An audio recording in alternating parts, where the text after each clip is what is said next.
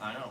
So there's a lot of things that we do as habits, in day-to-day activity that we don't even think about, we don't know about until there's a camera on us. Okay, there's a camera.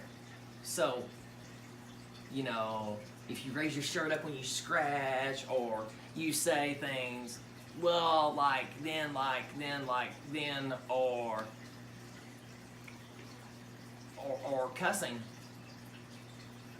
You know, I was always taught that to cuss. If you're a person who relies on profanity, you're either A, not very smart and don't have a vocabulary to explain your feelings, or you're lazy and you're too lazy to express your feelings in another way.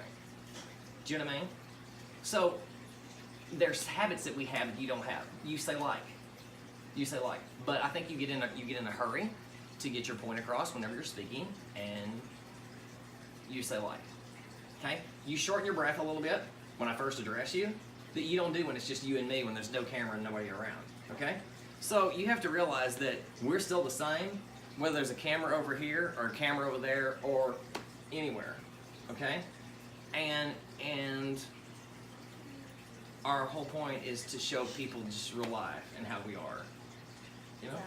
Yeah. And that's okay.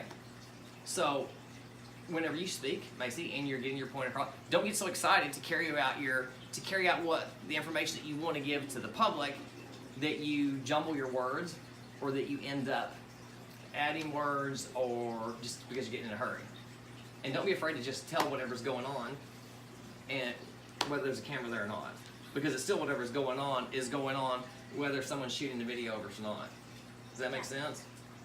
So I've been wanting to know personally how different that's been for you to ride Oddball after, you know, the other rope horses and the pony breaking business that you had going on, how different that's really been. Has it been really, really different, or has it really not been so much of a change because he has a good attitude? I mean, just tell me, like it's us with no camera, tell me what that's felt like. He so I have the ponies and stuff, and they act stubborn sometimes. Uh-huh. And Oddball, he does act stubborn. Like, he has an attitude. Like, okay. Most horses will have stubborn. They'll have their stubborn days. Sure. And they kind of act the same. Okay. So whether it's a big horse or a little horse, you're still going to run into the same things because they are horses. Yeah. Makes sense? They have the same point. Sure, that makes sense. Makes sense a lot. You know, after Audie came off the racetrack for Reliance, Bobby Moe, the world champion saddlebrook rider, and he's a team roper. Bobby rode him for a little bit. Bobby rides a whole lot of the Reliance Ranch horses after they come off the racetrack, and he helps them move on to second career so they can. Lazy raises a lot of babies. Yeah. And when you have that many babies, you know there's only one world champion a year on the racetrack.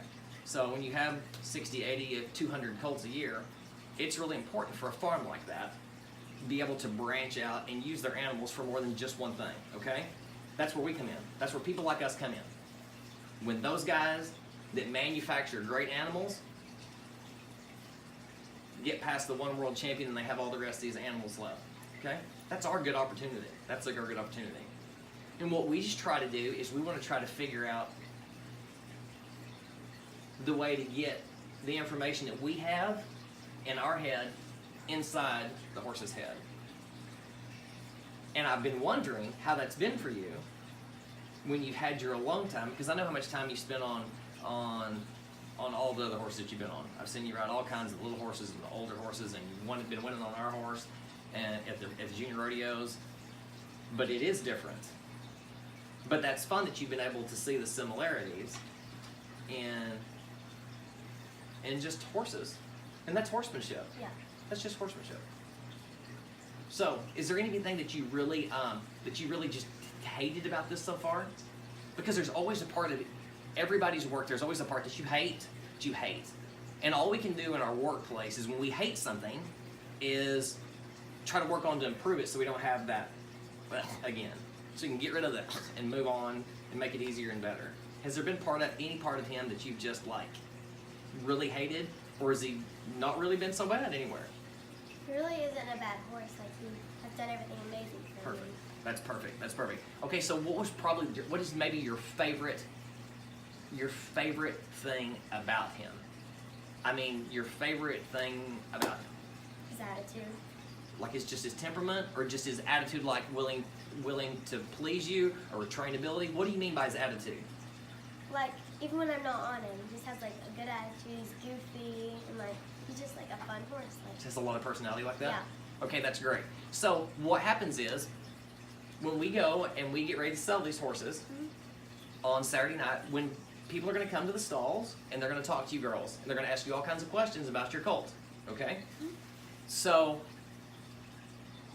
when they're asking you questions about their colt, it's important for you to tell them as much as you can about your animal without blabbering, okay? Because nobody wants to hear people just blabber and talk for no reason. So I want you to use that because that's truth and it's real. He's goofy, he's funny, he has a good attitude, he's happy to see me when I come into the barn, and I'm always happy when I come home from school to ride him and to mess with him and to try to teach him. Even when he has bad days, like all colts have, he's just a goofy, friendly horse with a great personality. That's how you represent him, because it's true. Because it's true and it's positive. And that's the way that goes. Macy, so what has been the best part about being around Cash since we got him? To me, the best part about being with Cash is kind of like how JC said it. He is so sweet compared to some of the other 3-year-olds that we've had come through at the ranch, because we've had tons here, obviously. Right. But he's just so fun, and like anytime I have like when I was messing with him or just like brushing him or grooming him, because he really likes the brushes. They're his favorite. And he likes it when I'd like take the mane tail brush, and he likes for me to scratch him on his nose, and it makes him just so happy. And he has really soft eyes. Like, yes, he does. You barely ever see the white in his eyes. He's really never fearful of people, and that's what I love too, because sometimes the colts, like you go to touch them and they like jump away. Right. He's never been like that. He always is like, you go to touch him and he'll meet you there first. Okay, perfect. Okay, so let's stop right there. So when people come back to your stall and they ask you, oh, Macy, what about your horse? Tell me about him. What do you think about him, okay? It is important for you, it is important for Cash, that you explain to everybody that comes up what he's like. You tell them just that. He thinks everybody's his friend. He's really sweet. I've never had to scold him or get after him. He likes somebody that's very kind and soft. Because ultimately what we want to do is we want to match him up with the right kind of person. We want Oddball to have the right person so he can go and have success. Because if he goes and wins and he does well, they're going to come back to you to train another horse. They're going to come back to Reliance Ranches to buy another horse that's bred like him. They're going to go back to the same formula that worked. That's who we are. You know, you start baking chocolate chip cookies, you get the just right amount of brown sugar in there, boom, you don't change the brown sugar. You know what I mean? It's the same way for us. It's the same deal. So what you want to try to do with him is to make sure that whoever comes up there, and if they say, you know, I like a horse I like to really whoop and ride and be aggressive on, probably not who we're going to go aim him toward. But if you have a person who walks up and says, well, you know, I just want one that I can kind of season, and I like a horse that's kind of a free runner that you don't really have to get in a fight with, that's your girl. Boom, you make a match. Everybody's happy. Darling Farms is happy. Corona Cartel's happy. Macy's happy. And most importantly, morally and ethically, we want to give the horse a good life. Most importantly, he's happy. And then he gets to run until he's 25 and some little girl cries over him and they bury him out in their yard. That's our ethical, moral obligation as horsemen. The barrel race is just a game to go with all the rest of it. So what we try to do is we try to understand our horse's strength. We learn what his strengths are, we learn the fun parts, and we learn his weaknesses. And then we relay that to the potential buyer. And then you see if you get a match. That's how that works out. That's how marketing works. And that's how it starts. By knowing your animal. If you know your animal, you'll know your market and you know where it needs to go. Okay? Alright, so that's it on that lesson about, and this is just real. This is all real-time, real conversation. We don't have a big editor. We have an iPhone. So we're just sharing. It's 12 degrees outside. We're sharing. We're talking about our horses tonight. JC's come over. We're having a slumber party. We wish Sydney was here with us. But we're just discussing the process of growing into being better horsewomen and better young women. So thank you for joining us at LG Legacy Project.